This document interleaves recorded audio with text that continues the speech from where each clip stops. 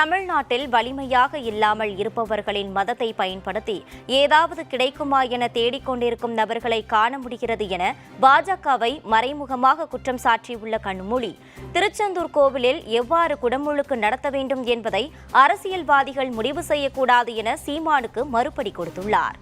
யார் வலிமையாக இல்லாமல் இருக்கிறார்களோ அவர்கள் மதத்தை பயன்படுத்தி ஏதாவது ஒரு இடத்தை கண்டுபிடித்து விட முடியுமா என்று தொடர்ந்து தேடிக்கொண்டிருப்பார்கள். அது நிறைய பேர் பண்ணுற சூழலை நம்ம பார்த்துக்கிட்டு இருக்கோம். அடையாளங்களை காண்பதற்காக அவங்க கோயில்களை பயன்படுத்தி கொள்கிறார்கள், மதத்தை பயன்படுத்தி கொள்கிறார்கள். தமிழில் நடத்தக்கூடாது அப்படிங்கிறது யாருடைய கருத்தும் இருக்க முடியாது. தமிழ் அதுவும் முருகன் என்று சொல்லக்கூடிய சூழலிலே அது தமிழ் கடவுள் என்று கொண்டாடப்படக்கூடிய முருகன் கோயிலுக்கு கும்பாபிஷேகம் அப்படிங்கிறது சொன்னாலும் சொல்லனாலும் அது தமிழுக்கான ஒன்றாகத்தான் இருக்கும். இல்லை, எனக்கு தெரிஞ்சு கும்பாபிஷேகம் நடைபெறுகிறது அப்படின்றது எனக்கு தெரியும்.